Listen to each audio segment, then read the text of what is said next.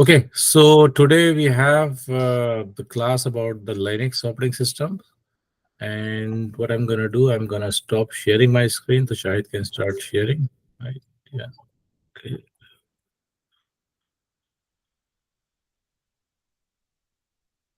Yes.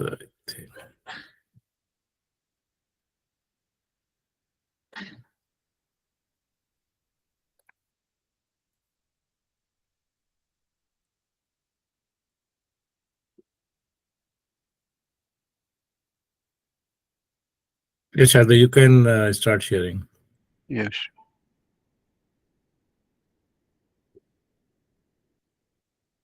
Okay, let me know when you can see my screen. Coming up. Yes, I think you can see that. Okay, all right.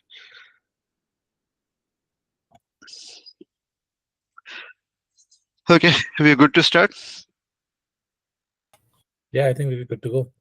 Okay, all right. Assalamu alaikum, guys. So let's start where we left last time. So I'll just give you quick recap. Last time, what we did, we went through the operating system, how does operating system works, right? We saw that what are the main components of operating system. So operating system has main is the operating system. Main component is the kernel, which manage everything, right? So kernel has modules which control the hardware, for example, we call them sometimes device drivers, right? So those modules kernel control the hardware, and then kernel interact with the user interface, which provide the different functions which allow us to run our programs, which allow us to do different things, like it may manage our file system, it manage our network connectivity.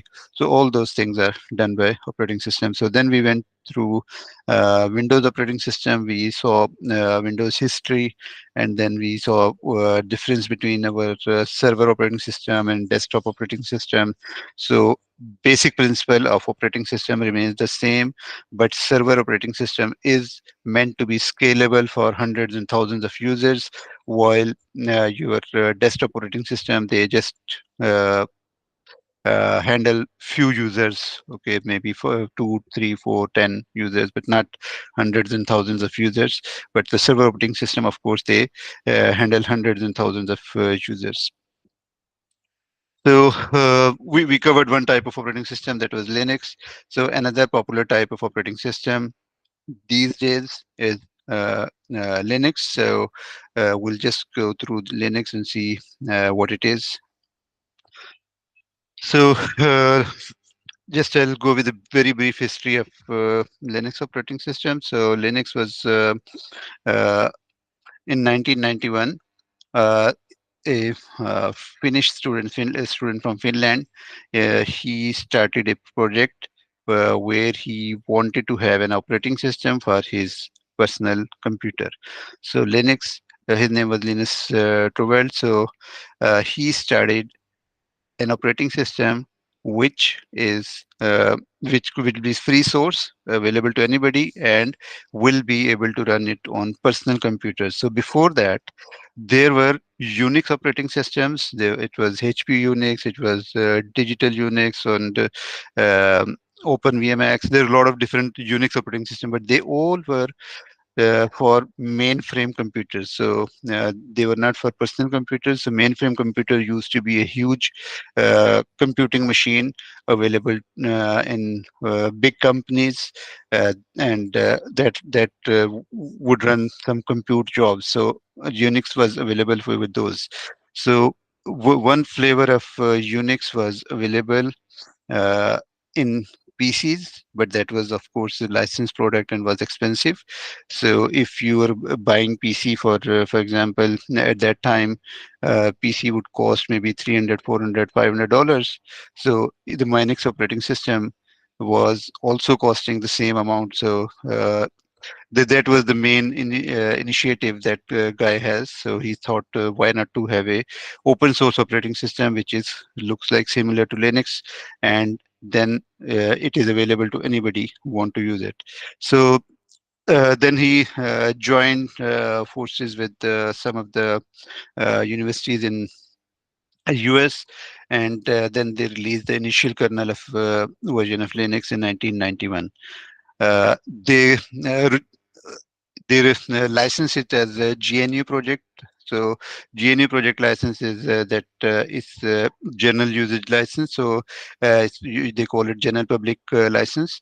So anybody with this license, anybody can use that product with this license, and then they create a concept of community, so anybody can even contribute to development of this project.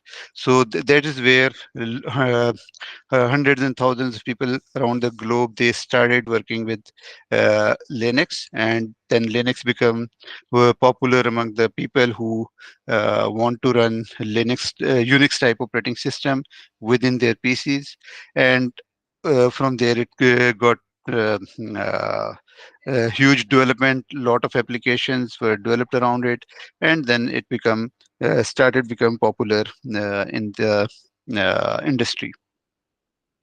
So just to add to here is that I'm not a Unix expert or Windows expert. Definitely Shahid is one of them, but the Linux is one of the most deployed operating system in the server world, right? Like where you have to serve thousands and hundreds of thousands and millions of user connections. Let's say if a busy web page, CNN.com, or any other busy web page, or any other application which is serving hundreds and thousands and millions of the user connections, and he has to serve a lot of requests at the same time.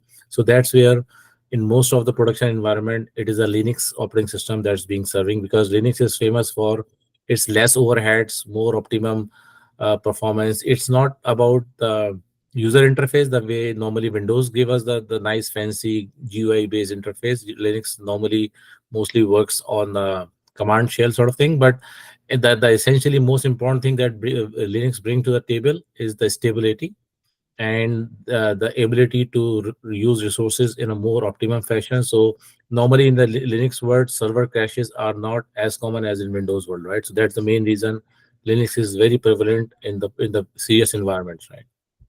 Okay, go ahead, Shad. Yep. So as Haris Bhai explained, so the stability of Linux, it came from Unix. So if we, as I mentioned, that Unix, it was the main operating system for the mainframe. So it had the capability to load modules when they are required. So that was the main uh, strength of Unix. So it had all the modules which, when it is required, so that module will be loaded. When it's not required, that module can be offloaded. So it took the same concept in Linux. So we had Linux kernel, that was the first modular kernel for the PC world. So that modular kernel that has added a lot of stability. So you have to modify something, you have to change something, you have to patch something. So you don't have to rewrite the whole kernel. You just rewrite that module, that patch, and then it will. You can fix those issues if there is anything. In contrast to Windows, at that time, Windows was having a kernel which is which was not supporting modules like this. So it was working as a whole unit. So whenever they need to do something, you need to um restart everything, and you need to rewrite the kernel to make changes in Windows environment, or if you want to change some device driver or something, so you have to reboot it. A reboot would take time, and so all those things, they were not there in Linux. So in Linux it was very modular, and that has set this the foundation for being a stable operating system. Now, as I mentioned, it was initially for personal computers, right? So initial development was there that people, they wanted to use it for their personal computers, the free operating system for their personal use. But when it started and it became popular, so different companies, they started uh, taking ownership of Linux, and from there it became a server operating system as well, because it was stable, it was modular, so it could become a server operating system as well. So it has started replacing many of the Unix environments. So where people were using Unix in mainframe computers, they started to use Linux in server computers. So this is the time when mainframes, they started to get obsolete, and you have server computers, server machines.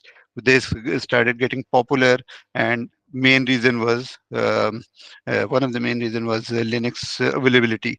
So if you see here, these are different companies who has actually um, patterned Unix. So they have actually participated in development of Linux, and that's how it become more and more popular. So many companies like Red Hat, they're still there even today.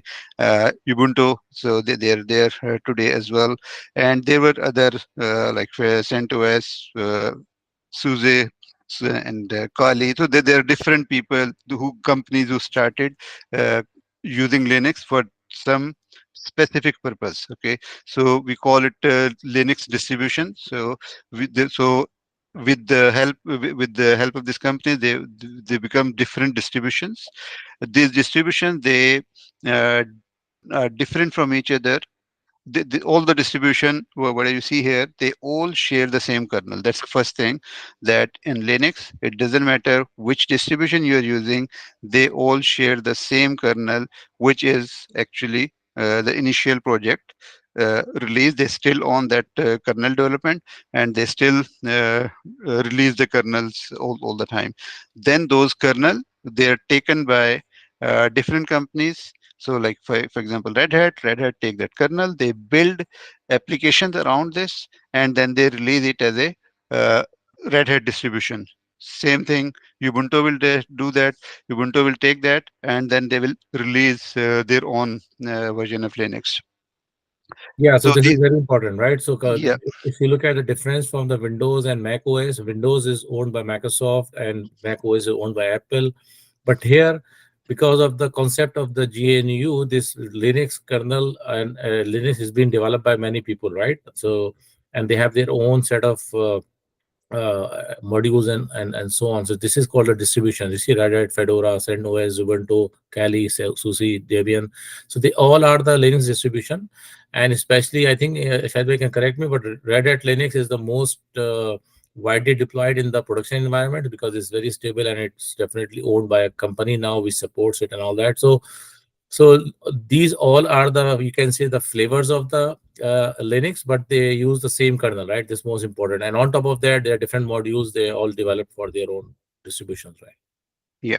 So what I'm showing here is like few distributions. So there are more than 300 Linux distributions available in the market.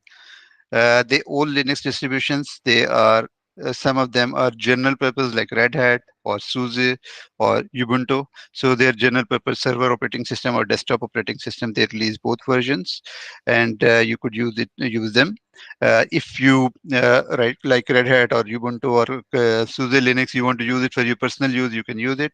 If you want to use it for commercial use, then they charge you for the support they provide for this commercial use.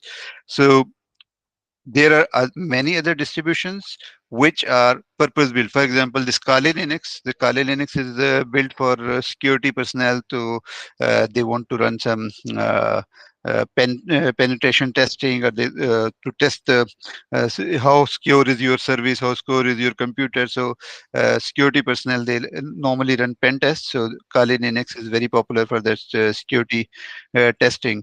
And even there are other Linux distribution which are not only for the personal computer, for your laptop, desktop, or server, but they are for other devices. For example, managing storage devices, NAS devices, managing your IoT devices, managing your routers. So all those, they will have Linux at the back end, and that is very customizable, customized Linux. So that was the beauty of Linux. That's why it's got adopted everywhere, that you can customize it as much as you want. All modules are uh, uh, pluggable modules. So whatever is not required, you can simply take it off. So you can remove those modules. So the Linux itself, it can become very light weight operating system whenever it's required. So you can see that it's running from even from your uh, wristwatch, from wristwatch to the high-end computers. So you can customize this Linux to run in any environment. So that was the main uh, adoption for the Linux. So when we use it for the devices where like routers and network attached storage devices, IoT devices, we call it embedded Linux. Okay, so then if you look at here now, we have core Linux distribution. They are general purpose Linux. Then we have specialized distribution. They are specially designed for some particular purpose. And for example, this Kali Linux for security or this Groda or Popos. So all these are different specialized distribution. On there are third category is embedded Linux, where you have striped down the version of Linux to perform some specific task, like for example managing storage or managing IoT device or managing router. So this kind of customization you did, so only that particular part it will do. Last thing just to add here that although Linux initially was for it was following the Unix operating system, and Unix operating system they were not having graphics with them. But under the GNOME and KDE, though there were two projects which added uh, graphics to Linux, means that you have graphical user interface which looks very much similar to Windows. Okay, so today, of course, you will not see it if you are very much comfortable with Windows. You might see it little bit different, but yes, but there's still quite rich graphical interfaces available, and people that's why the people are using it as a desktop operating system as well. Okay, any question we have? So far, I think it should be clear that uh, I mean Linux is an operating system just like Windows, but it's more stable, it's more modular. It doesn't, its architecture is totally different than Windows, so it doesn't need like reboots as often as Windows does, and that's the main reason Linux is very popular in the production world, right? Where you have to run servers with some mission critical services, which you cannot just go and reboot every other day, right? And of course, you don't have to pay a lot to just use it, right? So Windows Server license, Windows Desktop licenses, of course, that is a cost. And in case of Linux, you don't have to pay equivalent amount of cost, right? So you might pay something like if you're using Ubuntu, you might pay Ubuntu for sport, but that is a fraction of the cost what it costs in case of Windows Server operating system, for example. Okay, so if you look at the uses of Linux, so we are using it as a web servers, our laptop, desktop, mobile devices, film production, governments, even a lot of governments, they are using Linux as a standard operating system for all their environments, and especially US government, they have Linux as a standard operating system for all their deployments. Okay, so what make it so popular? The Linux stability is one of the main reason. Okay, so Linux is known for its stability and uptime. So you would see Linux server running for uh, months and for years sometime without a reboot. Okay, but in Windows, if we in 20 from 2012 onwards they have changed a lot in Windows, but before 2012 you will see that Windows Server was up maybe for a couple of weeks, and then you have to reboot due to one reason or the other. But now Windows is a bit more stable. But in Linux, since when I started using Linux in 1997, 98, since that time I have seen that it was quite stable. So we don't have to reboot it very often. So another important feature was security. Security in Linux is very important. So when you run your server operating system, multiple users have to access it. So security become the main priority. So Linux was secure by nature. Okay, so the way Linux operating system is built, so everything is secure. As I um, told you, it runs in kernel mode and then user mode. So by default it adding that security layer, and then because it is meant to be multi-user, so each and everything has a permission set assigned to it, so you can define who can do what, right? So that make it more secure. And on top of that, uh, you have ease of operation. So in Windows, you see sometime like you have to install some package. So you will see that a huge installation package is there because it carry on. You have to download everything associated with that, and then all bundled together, and then you deploy that. In Linux, they have completely changed that concept. So you want to install a package, so they have a package manager that you will request this installation of that package through there are two type of package manager. uh, one is Red Hat Package Management System (RPM), or another is Debian Package Manager (DEP). So you will use either one of them. So you will ask Package Manager to, I want to install this package. So the Package Manager will connect to the internet, find out, okay, what is the stable latest stable version of this package, and then what are the dependencies. It this package requires some other library, some other packages to work. So it will get all of those, and it manage that installation for you automatically. In Windows, it was not like this until they started in Windows 2008. They started this. They started in 20 Windows 2003 as well, but it was not that mature. But in 2008, it was mature. But still, Windows package management is still not as that good as uh, Linux. I'll tell you why. Because in case of Windows, if you want to get something from Microsoft, so their package manager now handle that everything. But if you want to have some third-party software, it's not Microsoft. Maybe Oracle has deployed. Want to deploy maybe Oracle software on Windows. So you have to still download the whole package, and then you install it. You manually figure out all the dependencies and do all these things. But in case of Linux, it's not like this. You can add repository for the software from where you could download the software. We call it repository. So you can add multiple repositories, and this red package manager is able to handle those repositories from anywhere. For example, you want to install Oracle on Linux.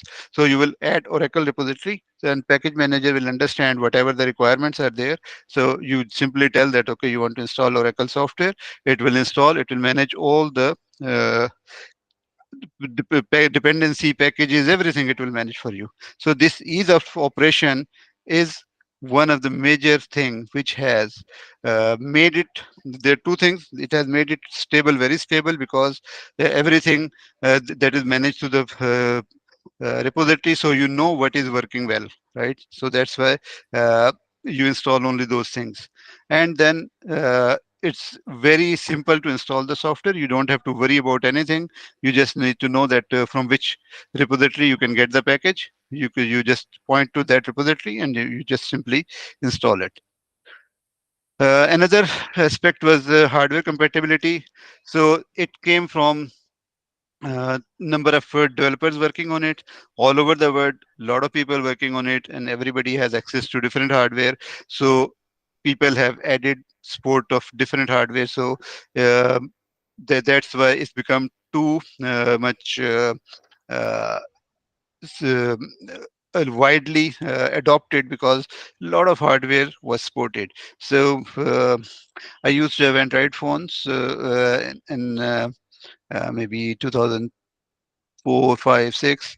So when the smartphones started coming, so Windows, this Linux, Android is Linux based, so it was supported on this, and I used to customize uh, my operating system or Android for my phone, right? So I was able to find out there is some particular version for my mobile device, and that is customizable version. So I would customize that for what functions I want to use. So it was up to that level. It was available that anybody can go and use that. Any question there? Yes, so guys, please feel free to ask questions. I mean, this is important just to make sure that understand the reasons and rationale and at least the high level from the Linux perspective, because this is the most prevalent operating system from the production environment. Most of the in the field in the job when you will work on the production or the serious businesses, you will have to deal with Linux a lot, right? So make sure you at least understand the high level concepts. Yep. So last point is open source. Of course, as we mentioned earlier, it is an open source project, so anybody can use it anywhere. Anybody can use it. So that make it more popular. Uh, on the other hand, of course, Windows is from Microsoft. You have to purchase the license, and you have uh, maintain that license key, and then all those things come with Windows. But here in Linux, you don't have to do any of those things. Okay, so uh, as we have seen that virtualization in Windows environment, so it's the same thing as we have virtualization here in Linux. So Linux does support hypervisor and different virtualization techniques. So we have uh, kernel-based virtualization. We call it KVM. So is the KVM is your existing running kernel will be modified a little bit, and then it will start supporting virtual machines. So you can create virtual machines in that exactly the same way we have seen that in Windows we could create virtual machines using Hyper-V. So here in Linux you could create virtual machines using KVM. So there's the most popular uh, virtualization in Linux. It used to be, but things have changed because of some other things. Uh, Linux has introduced another concept that was containers. Containers was actually a lightweight, portable, isolated environment for running applications. So it is based on uh, Linux one feature we call it CG group. In that CG group feature, what we can do, we can uh, create environment where we can say that okay, my application, we call it one application. In this application, I have maybe one, two, three, four programs that all together make one application. So they all should work together, but they should be isolated from all others. So Linux, through CG groups, it provide this facility, and it is there since long time. Uh, we used to do it for like running some application, and you want to make sure that this application will add this much memory, it will always get this much CPU. So we used to use that. Later on, uh, this CG groups orchestration, it started with something like Docker or LXC. So there are different uh, container management environments, so which allow to create the CG groups more easily. So it become more transparent to the user. So people using Docker today or LXC containers today, they might not even know that actually it is CG groups running in the backend, right? So which is creating the isolation and all permission sets. So the Dockers and LXCs, this kind of tools, they made it more adoption for this uh, Linux virtualization. So so there are one was KVM. KVM was kernel-based virtualization, where kernel is modified and it can accommodate virtual machines. Second thing is we don't modify any kernel, we don't do anything. We just use this Unix kernel already have feature CG group and namespace, so we are using those CG group and namespace features. Other type of virtualization it does support is Zen hypervisor. Zen has another very popular hypervisor. It's type 1 hypervisor. It's already based in Linux, and you install it on a bare metal Linux. And of course, the Zen is available in multiple. Uh, uh, it support multiple operating system on top of it. You can run Zen hypervisor. Then on top of it, you can run Linux machines or Windows machine or whatever you want. And then there is VirtualBox. VirtualBox is also a cross-platform virtualization software from Oracle. So that allow you to run guest operating system, including Linux, Windows, Mac OS on the host system. So VirtualBox again is available as a desktop virtualization as well as bare metal as well. Okay, so any question we have so far? Yeah, if you can maybe comment if you look at the next slide, previous slide, Yeah. in the how, let's say you define the virtualization units, but how this virtualization can also work with the VMware if you're using VMware. Yeah. So VMware also it's a virtualization software, of course. So VMware they have uh, what they call it ESX server. So ESX server is again a Linux-based virtualization environment, and it is installed on a bare metal. Or they in VMware they do have VMware Workgroup. VMware Workgroup is no, not Workgroup, say VMware Workstation. VMware Workstation is also a desktop-based virtualization. So it's similar to VirtualBox or Hyper-V. You can install it under Windows or Linux, and on top of it, you can run your virtual machines.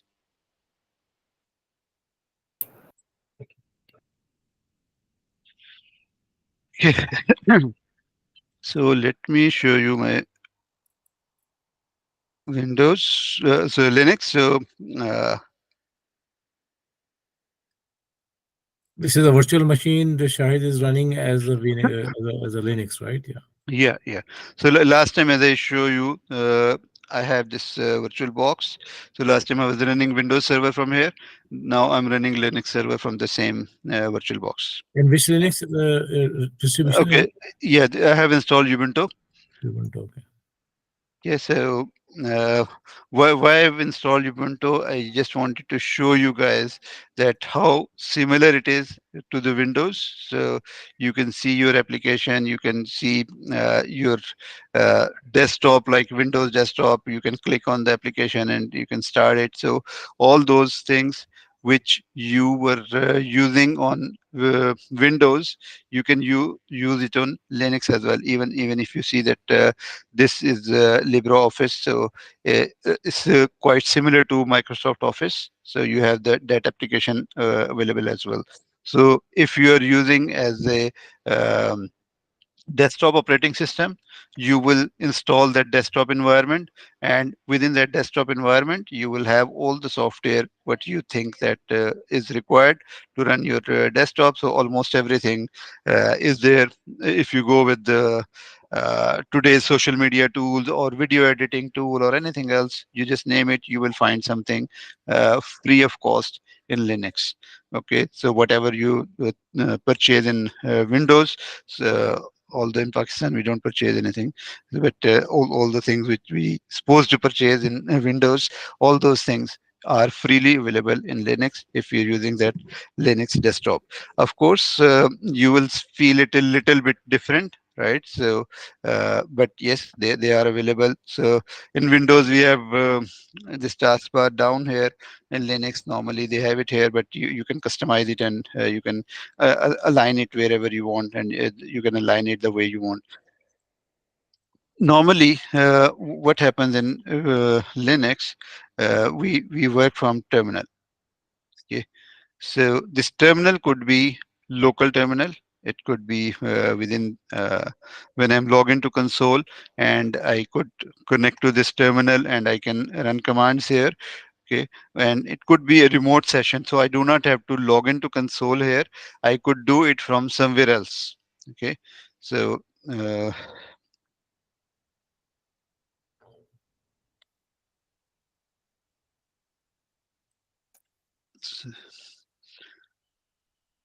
I'm just looking at the IP address we have assigned here, because every reboot it gets a new IP. So okay, 10 to 15. Just I want to show you that how can I connect here.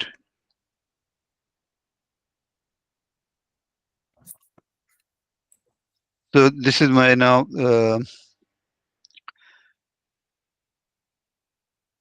yeah, this is my Windows machine. Okay, from Windows machine command prompt, I can do SSH to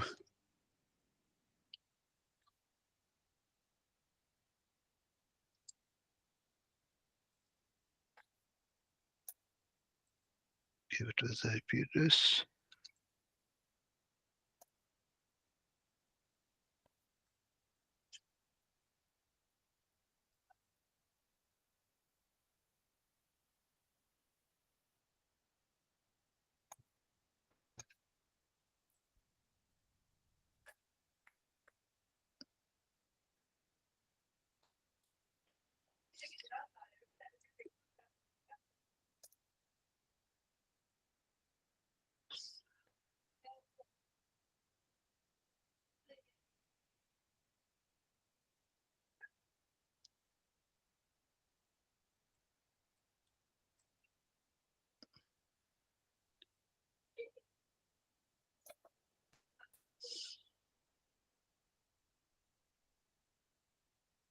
So just to give you an idea, there are two virtual machines. One is Windows, one is Linux.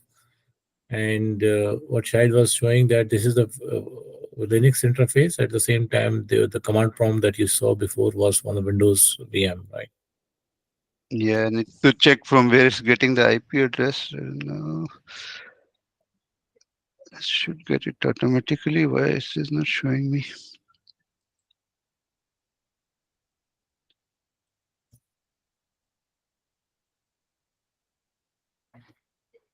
Yeah, this is correct. DNS is here. Okay. Yeah, it's somehow it is getting IP address from my Wi-Fi router, which it should not actually, because I did not wanted it there.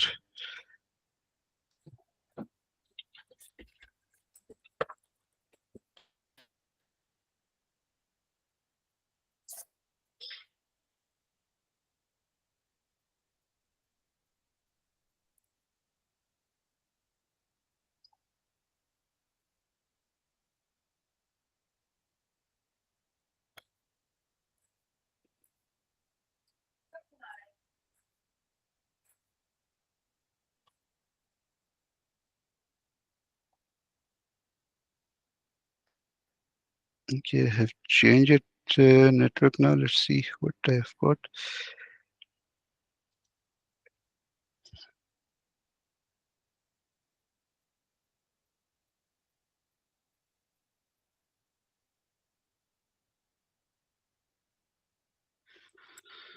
Okay, let's not waste time on this. I don't know, somehow it's not getting network connected. So just I wanted to show you that normally we work on this terminal environment. So what we can do from here, for example, I want to see that how much disk we have allocated. So df minus h will tell me that okay, for example, this is the file system I have. Okay, and this def file system, this is how much is used. This is my root file system. Okay, so how much space total I have, how much is used, how much is available, even in percentage. So it tells me all those information. So once you go and manage Unix or Linux environment, so this is one of the way you look into it. In Unix world, the important thing is the file system, right? So file Yeah. system, the concept of file system, everything is a file, right? If you have a driver, you have configuration. everything goes insert some file. So you have to understand the architecture of the file system, like which directories contain what type of configuration and all that. So you the when the word file system will come, you hear it a lot in the Unix and Linux world, right? Yeah. So in Linux, as Haris Bhai mentioned, everything is a file. Okay. Even your memory is a file. Even your CPU is a file. Everything, whatever we have in Linux, we call it a file. So that make it easy to handle. So each and everything is a file. So you will just handle the files, right? So each file will have a file handler. So this file handler is the way to communicate with that file, right? So if it is an operating system file, it's on the disk, right? So you will be handling it through uh, your file system driver, right? So that will be file system type, whatever file system type you have. uh, for example, let me show you file system types we have here, right? So it is telling me what is mounted. Okay, this mount command, it tells me what is mounted here, and I just want to show you that. Okay, you see here, this is something I was talking about, the CG group, right? So what is here? CPU set. So CPU in the system, they are part of this one CG group. Okay. Same thing goes with memory as well. You see, the memory is mounted as a part of some CG group. There are other devices. If you see the devices file, now this is talking about my file system. So file system is what I have created on file system on um, my disk. So everything here, you see, even the kernel itself, so everything is mounted as a file. So everything what we know in Linux is a file. Even you, if you understand this boot. So boot device is where you have the boot sector, where it from where it reads and it understands which operating system to load and how it need to load. So that is mounted as a file. So everything, whatever we have in Linux, is a file. Okay, so that's how it's mounting. Even you see, this is tempfs. Tempfs is a temporary portion for in your operating system. It reserved from the RAM. So from RAM you normally reserve some portion that is called tempfs, where you can write temporary files, and where you need faster access, so you write those files there. So, operating system normally uses it. So as a user we should not use it, but yeah, we operating system use that. So this tempfs is for that.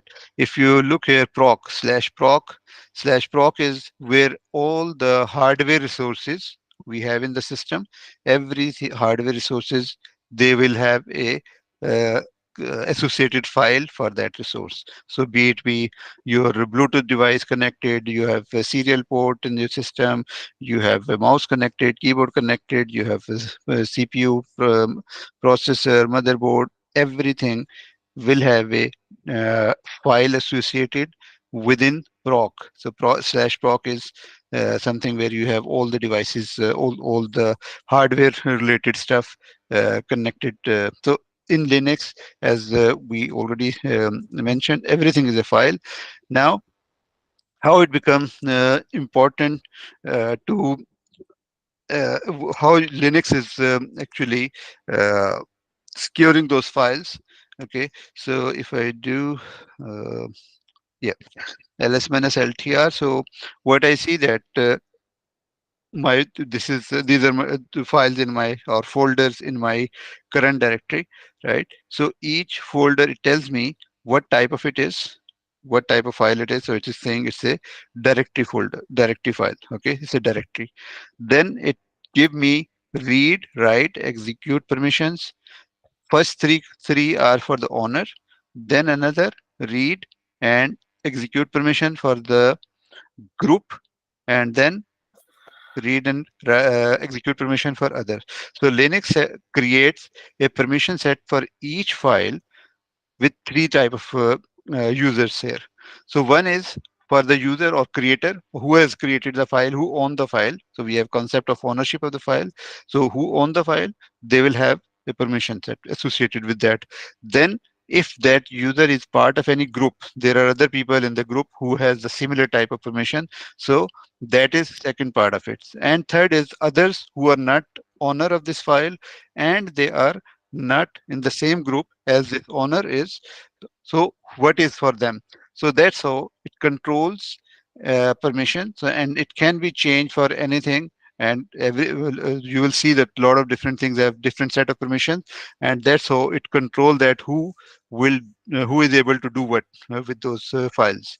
And at the same time, as I showed you above there, you have a lot of C groups created. So these C groups also, they control that how your programs are running, who has access to the program, who can do what with your program. So all this together, Linux make it more secure as compared to Windows. We saw that Windows, they didn't had this kind of concept initially, but now they have it in 2012 onwards. They use some similar concept, but in Linux, we have it since beginning. Okay, so since beginning we have this all kind of those concepts here. Okay, so now I'm login as a user. We call it VBox user, right? And you see that I have a group, VBox user group as well, and my ID, my username is VBox user. Okay, so Linux by default assign each user a user ID. This is unique user ID, and then it will assign a group ID, part of the group I am. Okay, and you could have multiple groups. You could be part of multiple groups, so you will have multiple groups there. Uh, if we look at it, slash, I don't think so. I can do that. Let me do this first. Okay. Now, if I run the same ID command, just see the difference. Now, what happened? I am no more VBox user. What I am now, I am root user. Root user has ID 0, means that I have ID with the highest privilege, so I can do anything in the system. The root user has a group, which is again with 0. So any user part of this group will have highest privilege. He can do anything in the system. So let me do this cat etc. So this is the file where it keeps the information which users are created, okay, and what are they're part of which group. So for example, this VBox user here, right, and it tells me that what is this ID of this user and is part of which group and what is the home directory of this group and how this user should log in. So all this information, this kind of information is here in this password file. Okay, now I showed you this file. If I do it again,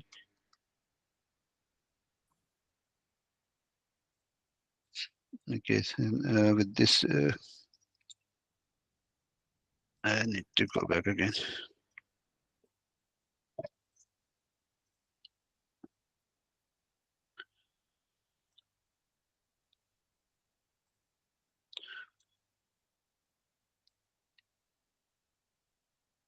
Okay, so this uh, again, this shadow is the file which keep the complete information of the groups. I'm part of the groups. Okay, so for example, VBox user, and then it keep our password as well. So this is my encrypted password here. Okay, until here, this is encrypted password for VBox user. Okay, now uh, let's see the permission of this file.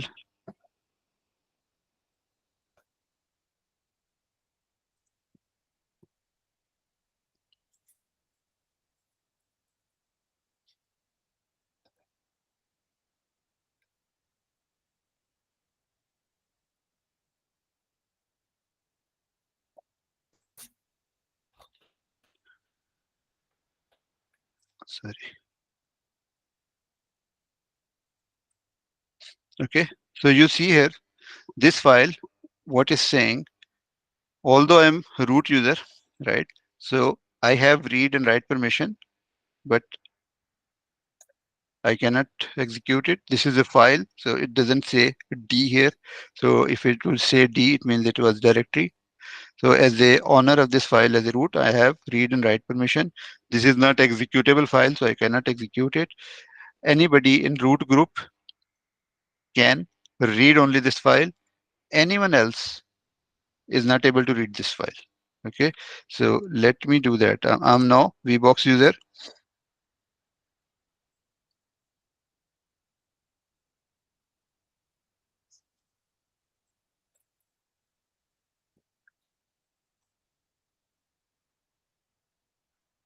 I can see that.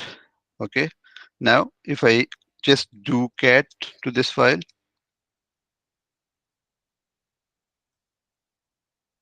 now it's telling me permission denied.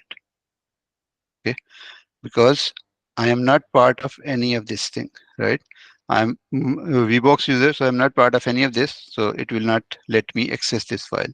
So that's how Linux is securing your environment, and it is so it has a file level that is quite fine grain access control to each file, each device, everything you have access to. You can control access to each and everything.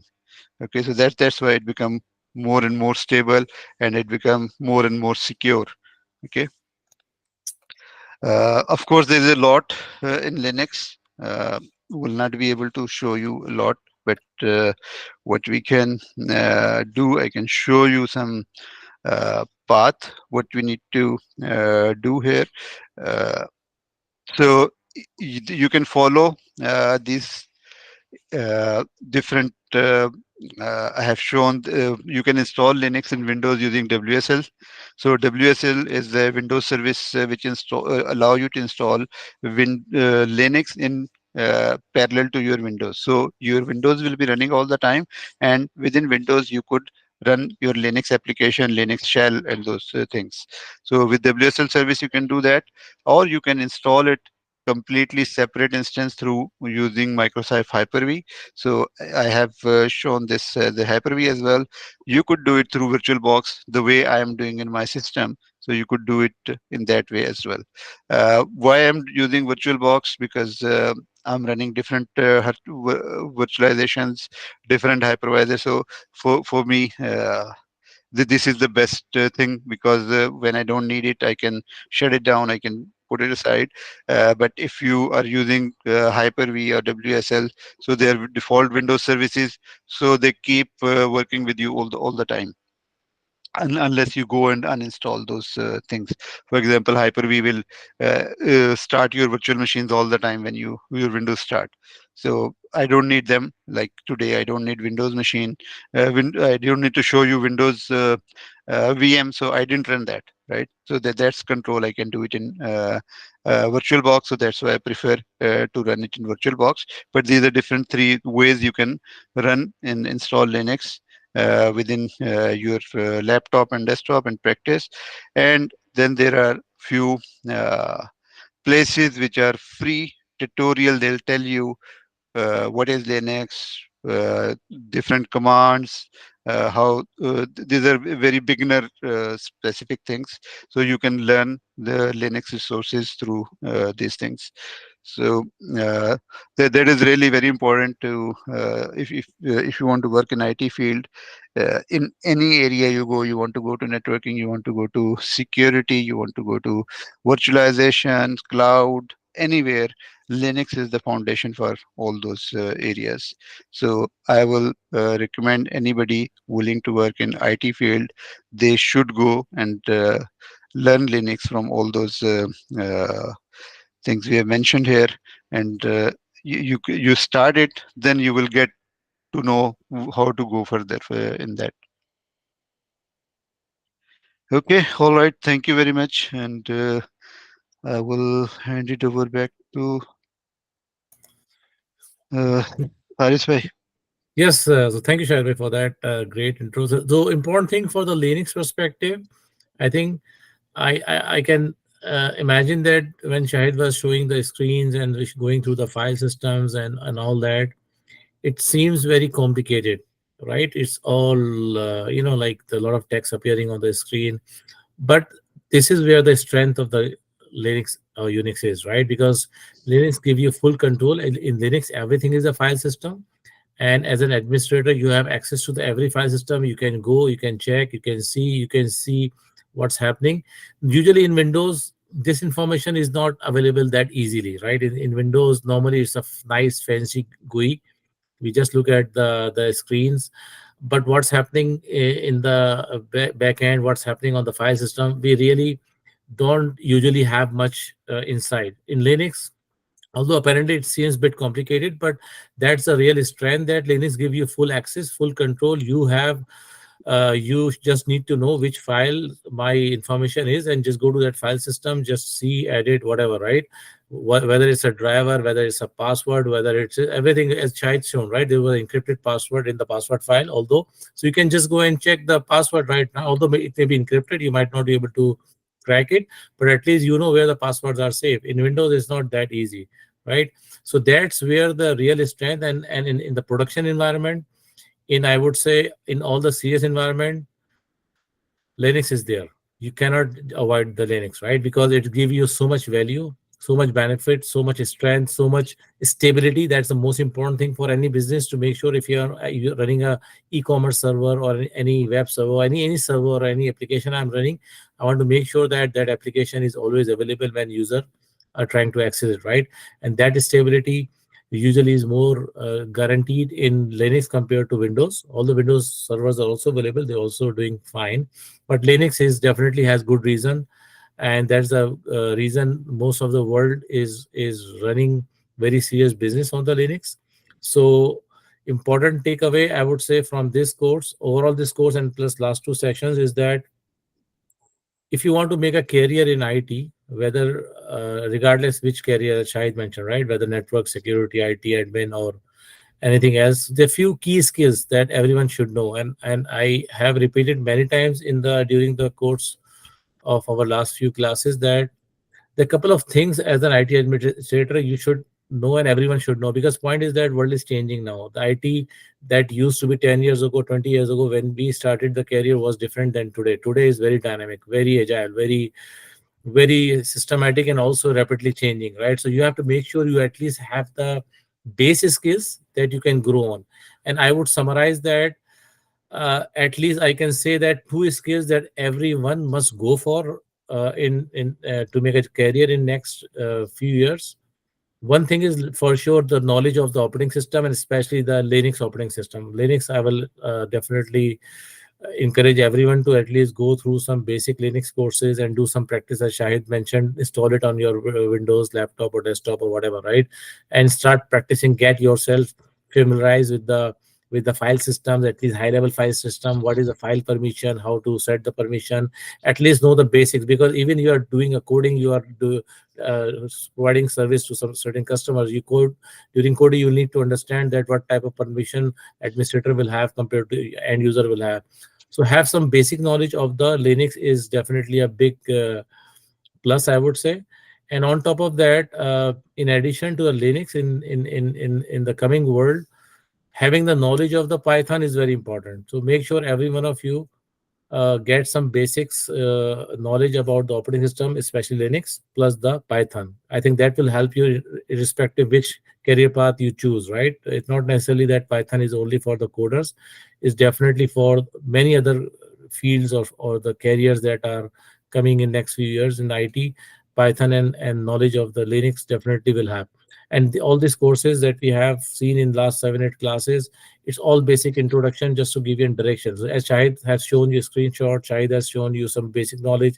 And in the end of every course, what we do, we normally provide a study path, right? If you want to pursue additional knowledge on that path, what you need to do. And Shahid has given some screenshot about the how to install the Linux on your machines and how to read about the knowledge of the Linux. So make sure that go through that. And as I said, the most important skill that you need to work on for sure, regardless of the career, is Linux and the Python at least. That's the bare minimum, I would say.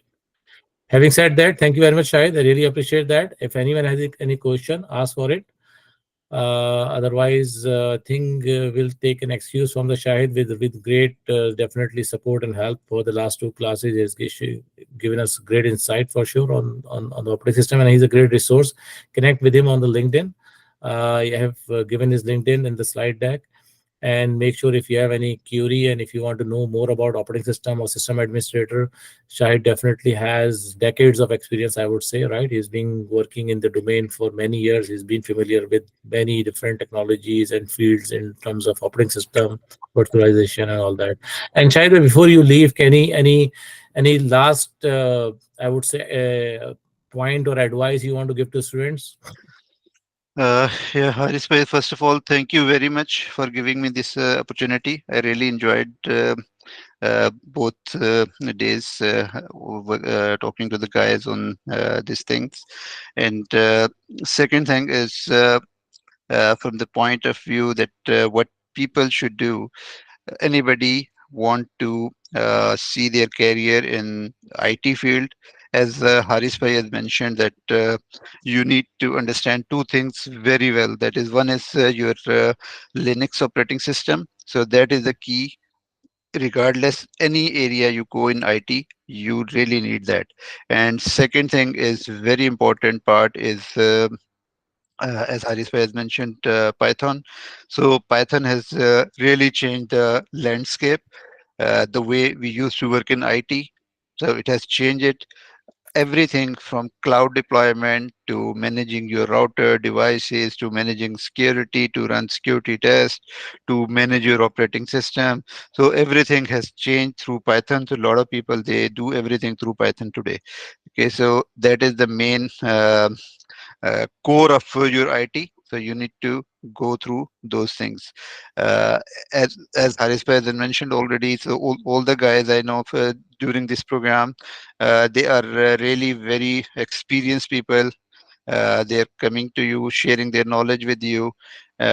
Take the advantage of this. You can keep connected with us on LinkedIn. Anybody has anything personal, they want to get some advice, they want to get some help, you're always welcome to ask.